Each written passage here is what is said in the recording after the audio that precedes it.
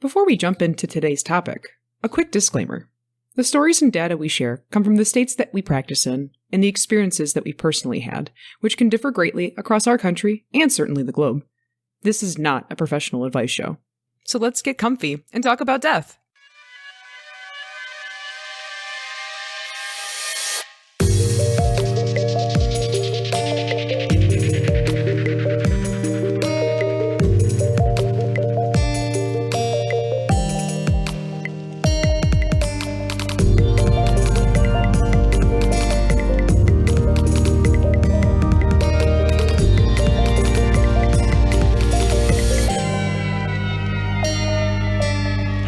Welcome to MortMic, a down-to-earth discussion on death and dying. I'm Jem. And I'm Red, and we are your telecommunicators for the terminated this week. The holidays are among us. It's time for festivities and fun, small, safe get-togethers and charcuterie boards, eggnog and spiced wine. It's time to kick back and relax on those snowy nights in, warming up in front of the fireplace, watching Netflix holiday specials. At the end of this year, we all deserve a nice quiet break. But wait, that means death has to stop too, right? I mean, surely death professionals don't work on the holidays, do they? Yes, in fact, we do. As you can imagine, death never takes a break. It doesn't matter if your mom scheduled a ham dinner at exactly 4 p.m. and Mr. Jenkins has decided to kick the bucket at 3:58 p.m. Death is constant, death is relentless, and death doesn't take a holiday. So people like me and Red don't get one either. For some, this lifestyle is easy to adapt to. It's part of a job that we tend to accept. You won't make it too far in the death industry if you refuse to get out of bed for a death call at 2 a.m. But what is it really like living life with your cell phone in your hand, expecting a death call at any moment? How do we cope? Because honestly, no one can predict death, not even us so close to the trends of mortality. So there's a bunch of different ways that you can be on call in the death industry. So I wanted to kind of start with the thing that I'm currently doing the most of, seeing the most of, which is being on call when you're in the front of the house. So smaller funeral homes, it's more likely that one person, two people are going to have to share all of the calls. And what does that really mean? Like, what kind of calls are people taking when they're on call? So 5 o'clock rolls around, the front door shutters, lights go off, and directors go home to their families. And from 5 o'clock until the next morning at 8, 7, whatever have you, those phones are now going to be that director's responsibility. So sometimes you'll get, really weird calls. A lot of times, you have the infamous death call coming in at 2 a.m, but that's not all that people are calling about after hours. People get off of work at 5 and then they remember, all of this other stuff that they wanted to call the funeral home about. Yeah, you're getting calls at like 8 o'clock from a family asking, hey, where are those death certificates? Do you guys have the death certificates in yet?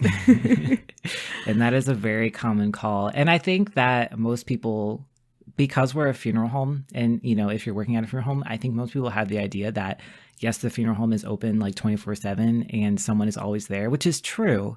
It is true. But air quotes around true. Yeah.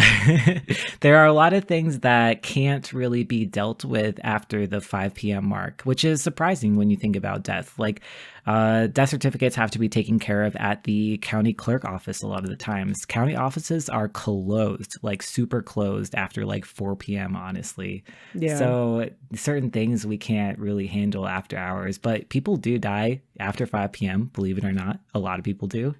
And families have questions that need to be answered. Yeah, absolutely. And that's something that we're definitely able to assist with after 5 o'clock. So back to who exactly is taking these calls. So like these, in the old timey days, the families, used to live at the funeral homes. That was their business and their place of living. And they had like landlines and stuff. So basically you would have a phone next to your bed on landline that would just ring and you would have to like handle that. Like you would have to live at the funeral home and handle that. But obviously nowadays we have cellular devices. It's a lot different.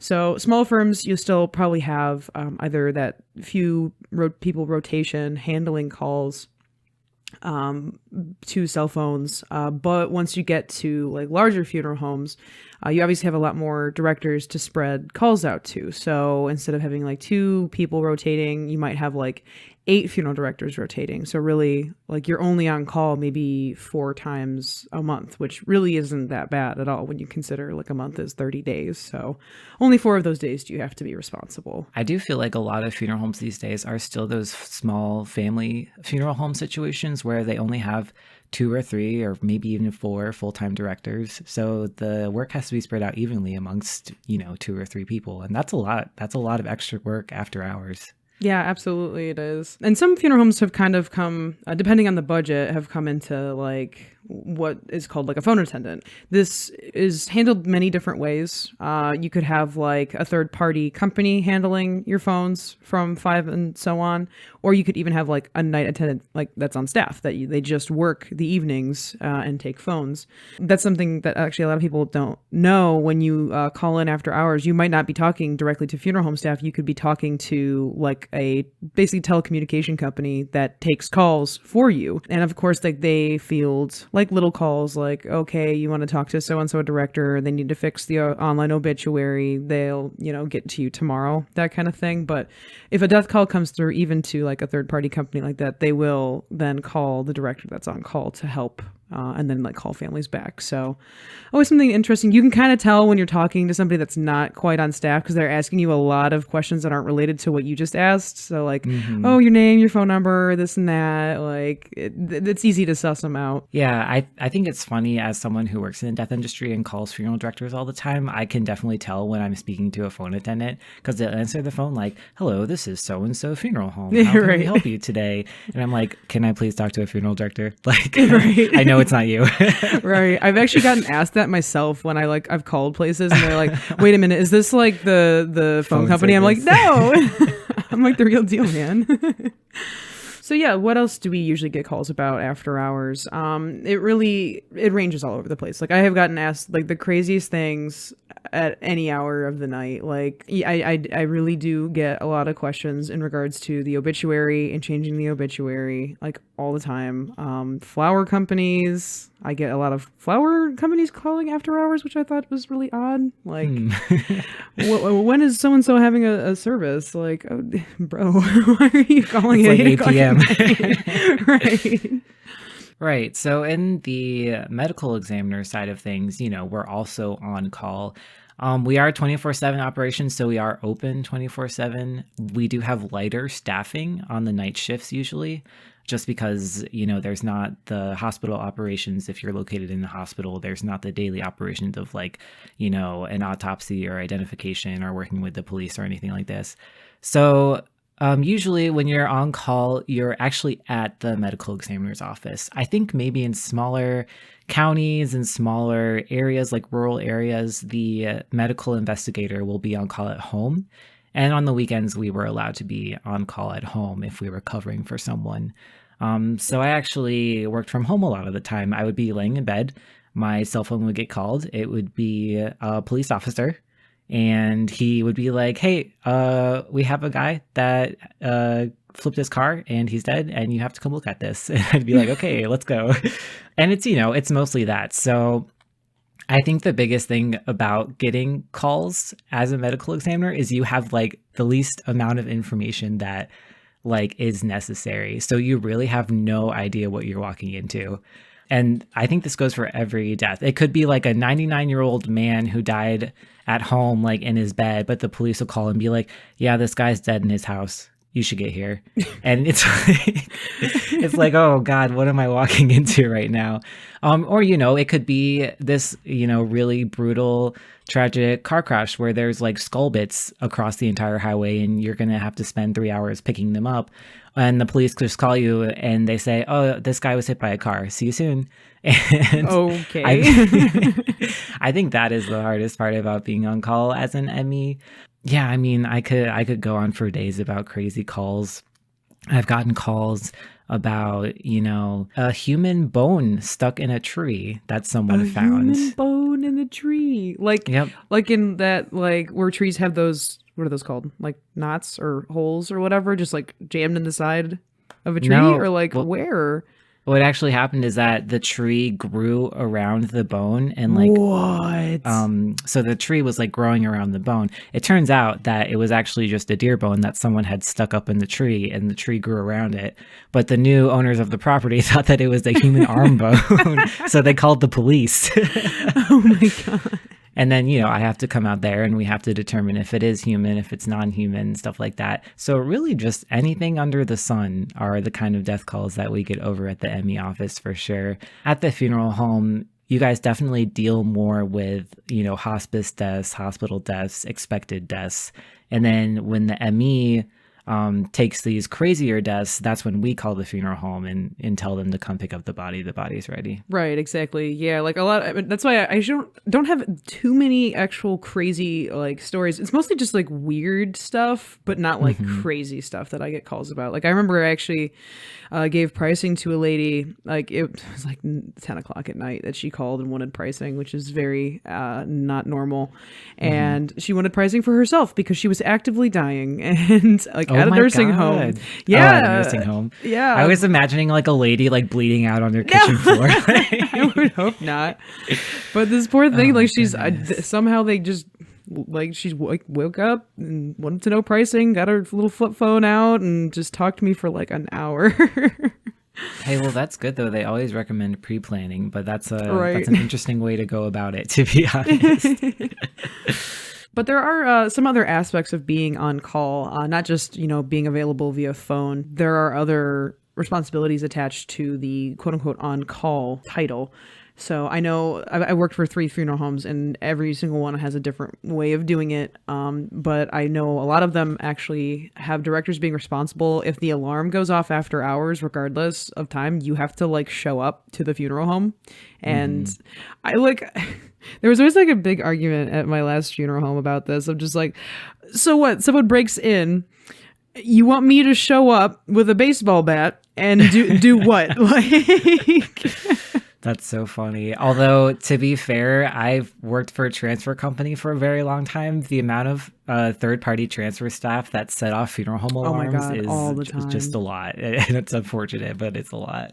Right. So let me get my PJs and my brass knuckles out and come to the funeral home at 2 a.m. I also know that I currently do this depending on how the schedule lies. If you're the director on call and a family ends up having like an evening service, not just like evening visitation, but like a funeral in the evening.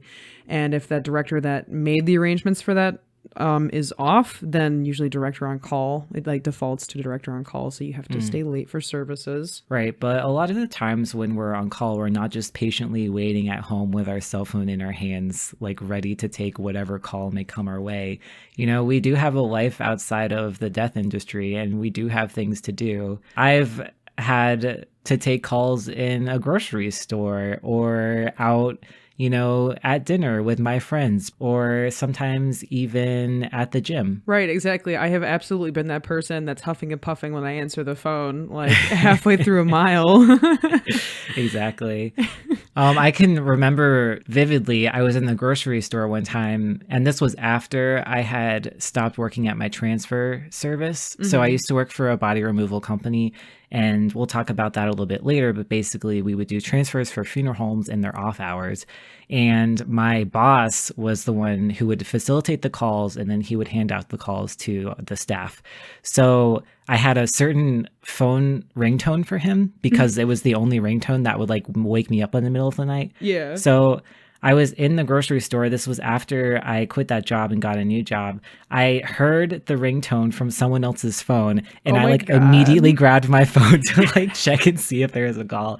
I had like ringtone PTSD from working at the body removal service in the grocery store. So valid though. I didn't know anyone else that had that happen, because it's the same thing as like never set your alarm to wake up to in the morning to something like a song you like, because you're gonna start hating that song. Like as the weeaboo that I was, like I put like the JoJo's Bizarre Adventure ringtone as my like death call ringtone.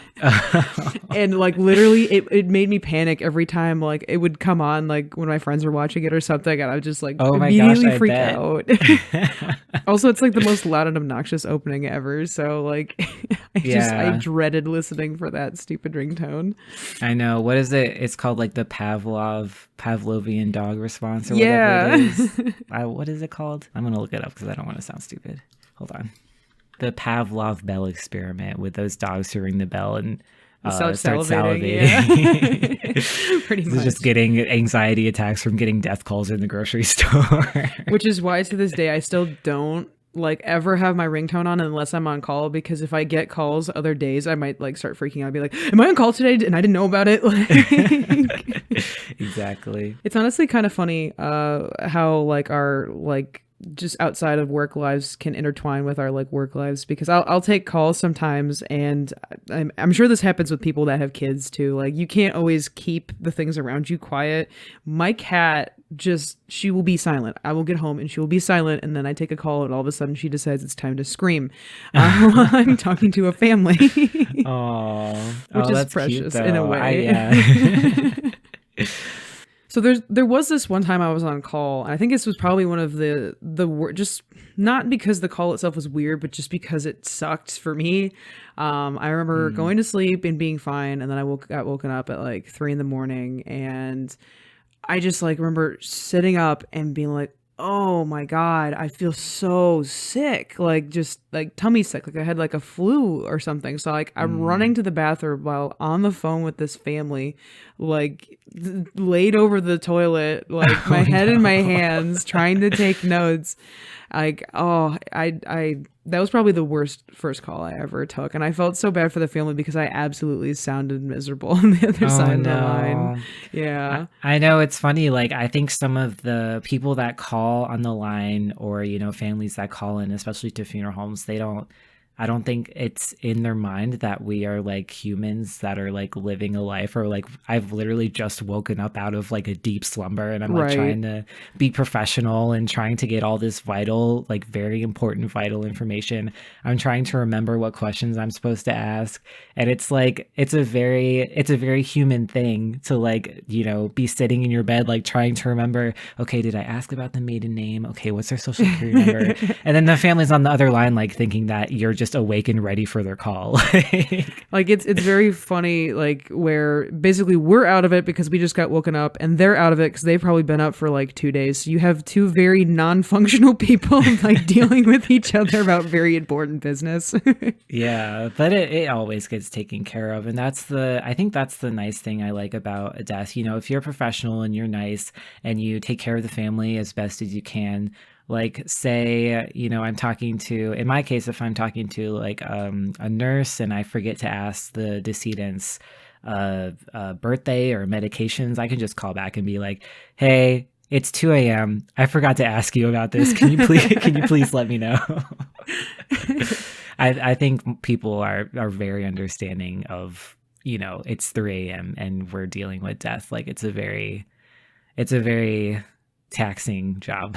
Yeah, definitely. I've kind of mentioned this aspect in other episodes of ours, but the unfortunate thing is that it's not just us that end up getting woken up at like 3 a.m. It's our significant others, it's our families. So obviously, I've seen some directors will actually not sleep in the bedroom with their significant other when they're on wow. call. Yeah, they'll Yeah. just couch themselves for the night just so they don't wake up their significant other. Oh, that's nice. Yeah, I was not that nice. I was like, I'm going to take this full call. I'm not even getting out of bed. Like, I know. That's kind of funny. You bring that up. So I don't live with my significant other, but I think that they would be very, very mad if I did wake them up several times a night to answer death calls. When they come stay over, when I used to work at the ME office more often and I did get death calls, I would get like so quickly like hop out of bed and like run out of the room. But I think after a while it would become like old news. When they're not over and I am by myself in my bed, I do definitely 100% take calls laying down in my bed. I know that's if I Yeah. don't have to turn the light on and I can just like dictate text to myself to write up the first call sheet the next day, I'm absolutely doing that. Like I am not opening my yeah. eyes. Yeah, like Emmy / mortician confessions here right now. Like if I get a call at like 2 a.m. and it's a hospice call. Like I don't have to go out on scene. Like the nurse is just calling me to confirm everything. I'm literally laying in my bed with my phone like propped against my chest, like texting out in my notes application, like all of the vital information. You're on call at home. So like professionality, they can't see me laying down in bed, you know what I mean? Right, exactly. But definitely 100%. I'm like literally writing up my death report like on my phone, like texting it out because I just like don't want to get out from under the blankets. It's like 3 a.m. in December, like 12 degrees outside. Like there's no way. Yeah, absolutely. No, I'm the exact same way. If I don't have to get out of bed, open my eyes, or turn on the lights, like I'm just rolling back over so I could go back to sleep. Like, Obviously, though, if we do have to get out of bed, we absolutely do because death waits for no man. There's no putting off death until 6 a.m. That does not happen. right. I'm actually very fortunate that I've never accidentally gone back to sleep on a family. So that is got a good track record for that so far. I would just be too like scared, just totally terrified that I would. Like usually when I do have to get out of bed, I get out right away, put on the suit and get out the door. You probably have it down to a science at this point. How long does it take for you to like suit up at 3 a.m? Okay, honestly, 5 minutes. So if Wow. and this was back in the day. So like I said before, I used to do body transfer, body removal company, and this is exclusively what I would do. So there would be, the company was pretty small and I was a regional supervisor. So in my region, there was, I don't know, maybe 3 to 4 employees at a time. And oftentimes you need 2 employees at least to go on a death call, especially if it's a home call in the middle of the night. So I would be on call, you know, if not 24/7, like a good 24/5, like very, very often I was on call. So you can like imagine why I have like ringtone PTSD for that reason. Yeah, absolutely. But so my director would text me at 3 a.m. with a call, you know, like he'd text me the address, he wouldn't really tell me what was going on. He'd just text me the address. And, you know, he'd be like, you know, you have to be there at this time. And I time it out perfectly because I knew that I could jump out of bed, throw on my suit, and be in the van in 5 minutes. So I would like lay in bed perfectly, like just like holding on to every moment until I have to go out into like the freezing cold temperatures in the middle of the night and just jump out of bed, like literally run down, throw my suit on, and just like run out the door. But yeah, I think it was like 5 or 10 minutes I could get out of the house if I had a death call to go to. That's actually pretty impressive. But you know, that was, you know, it wasn't a well-paying job, unfortunately, but that was honestly one of my favorite jobs that I ever had. I just love like, I've said this so many times, I love going out and being the first one on scene. I love, you know, talking to the family and taking care of the deceased in that way. So it really wasn't like I think what made me like want to get out of bed and do it is just because I loved it so much. I was never like begrudgingly like, oh my God, like I don't want to go. I mean, of course, like no one wants to get up and put a suit on at 3 a.m. But like, you know, I think because I loved my job and I loved what I did, it made it so much easier. And I think that goes with any part of the death industry. Like people that work in the death industry have to love it or else it's not happening for you. Right, exactly. It's certainly not the money that's keeping us around. So. Yeah. But I think that definitely segues us really well into being in call on back of house. So doing things like transfers after hours and things like that. There's a lot, honestly, that this is like the hard part. Like it's one thing to have to wake up at 3, take a call, go back to sleep, but like to have to get out of bed and leave your house for 2 hours and then try to get like another hour's rest before coming back to work the next day. Like this is the hard part.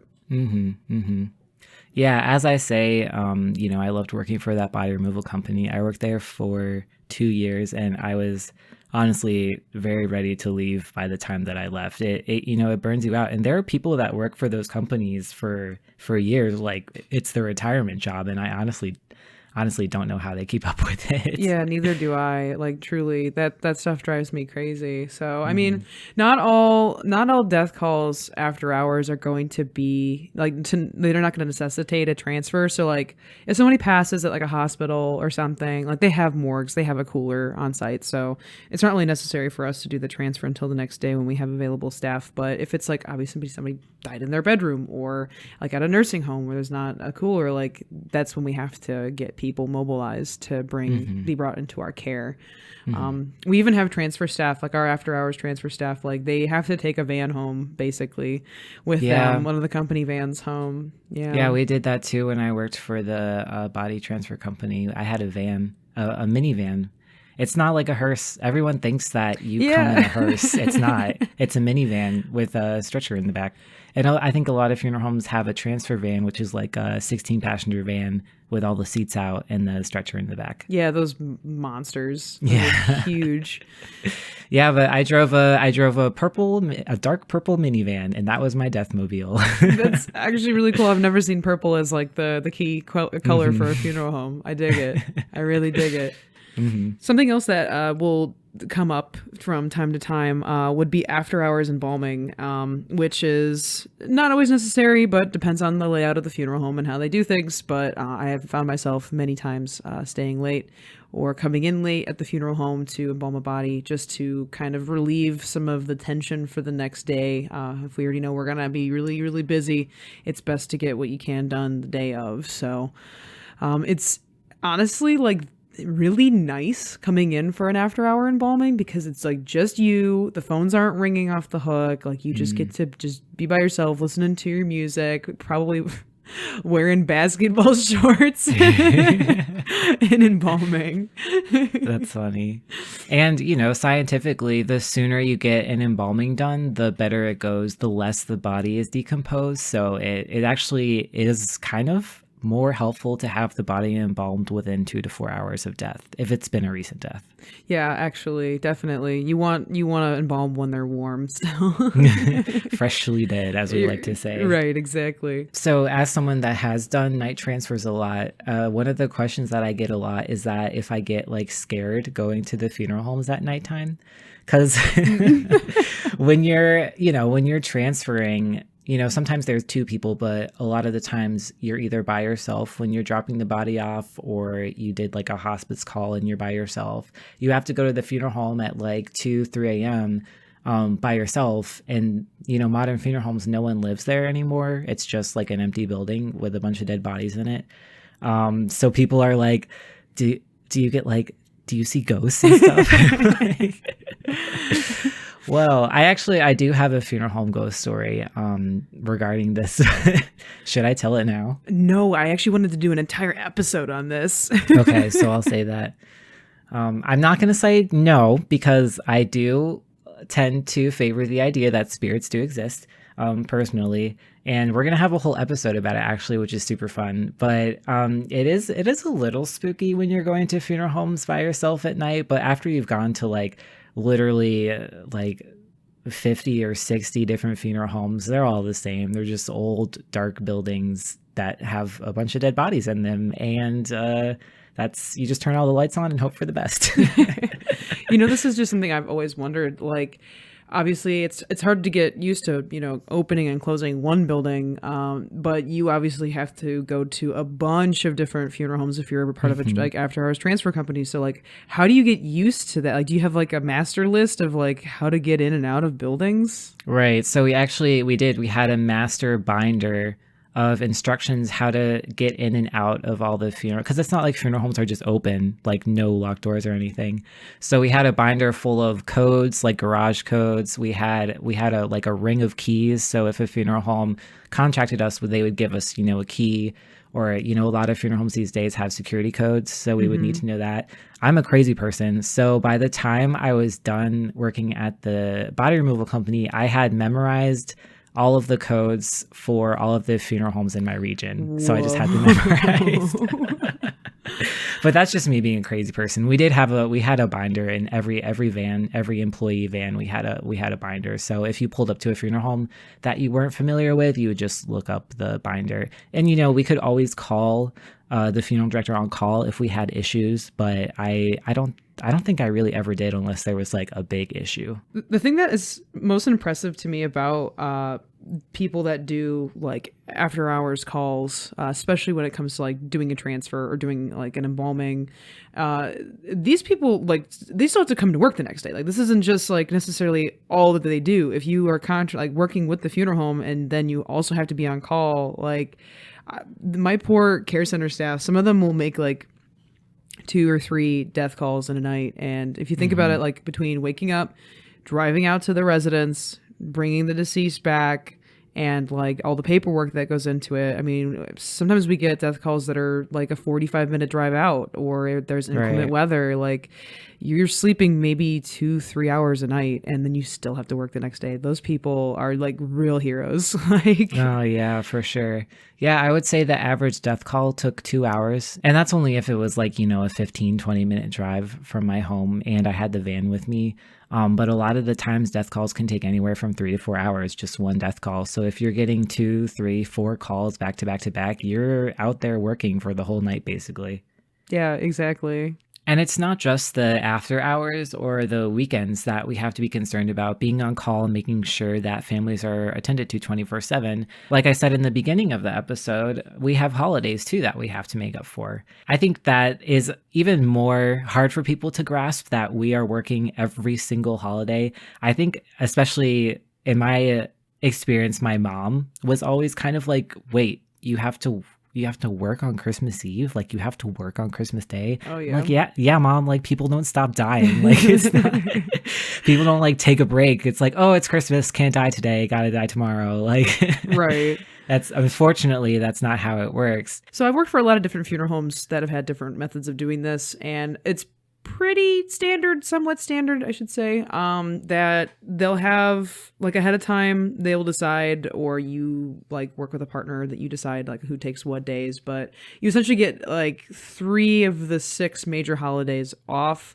and the other 3 that you're on call. So I've the first funeral home I worked for, I actually had to like go in person and sit in the building on Christmas, like by myself, chilling. Like currently the funeral home I work for, I am just like on call at home. So I have to obviously field calls and answer emails and things. But if a family, loses a loved one and they want to come in on Christmas to make arrangements, I'm coming in on Christmas to make arrangements with them. And same thing with services. I mean, we have a lot of different religions in the United States, and not all of them necessarily observe Christmas. So if we have like a Hindu family that wants to have their funeral service, we're going to honor that regardless of the day of the year that it is. Exactly. And then from, the medical examiner's point of view, car accidents, hospital deaths, unfortunately, homicides and suicides happen every day of the year. So we had the same kind of model too, where we'd have to choose 4 holidays that we wanted to work, and then the other 4 we could have off. And, this went by seniority of employees. And I'm going to say this in our holiday special, but I actually chose to work most holidays. I actually like working most holidays. And I think it's because, I don't have a family. I don't have kids. My immediate family doesn't live near me. So I'm by myself in my state. I don't have, family holidays that I have to observe and celebrate.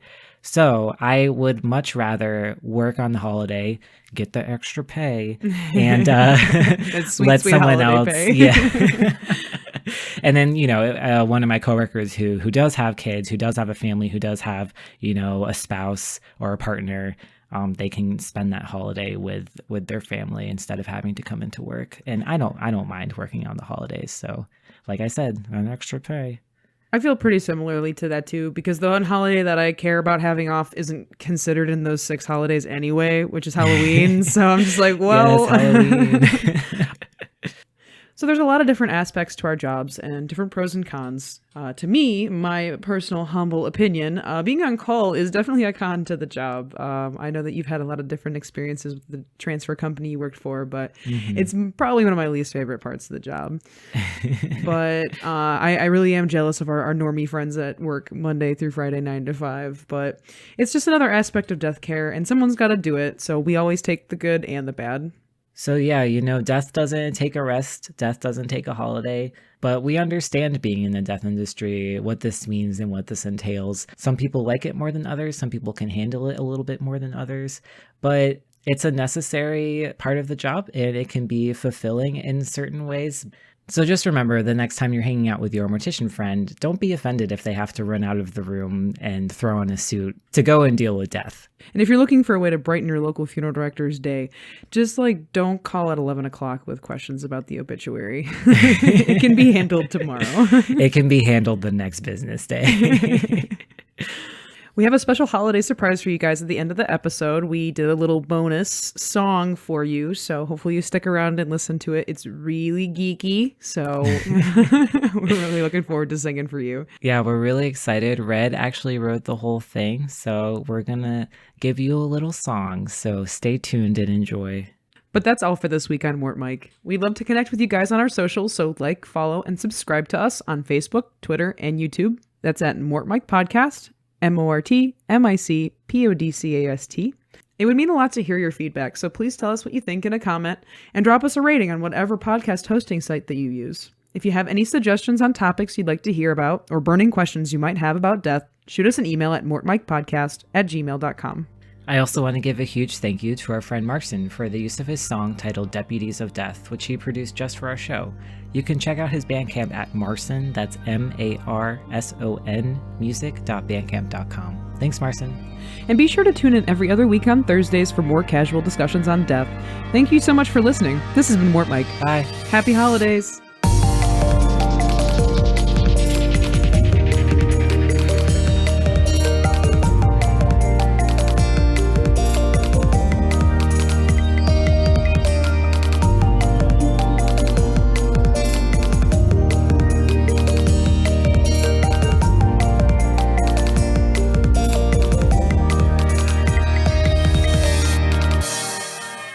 Ready, everyone? I hope so. Yes. I'm probably going to sing at the wrong time, but... Yeah, we'll probably have to do it a couple times. Okay, let's just get it over with. Okay, let's just do it. Ready, steady, go.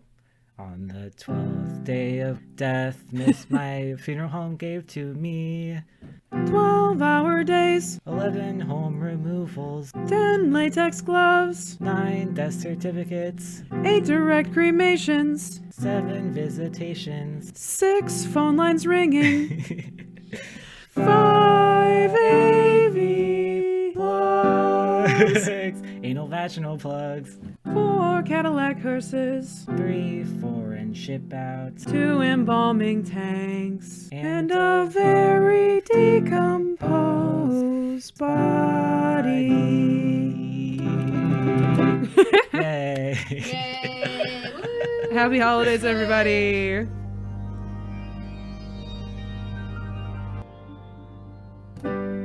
Take the 5 golden rings part really slow. Okay. 5 AV plugs. Do you know what AV plugs are, Sierra? You can take on the butt.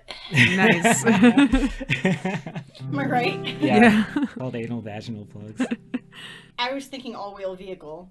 What? AV, like Navy. That's ATV. You still came to the All-terrain conclusion vehicle. that they go in the butt? Yep. Okay. Ready? Yeah.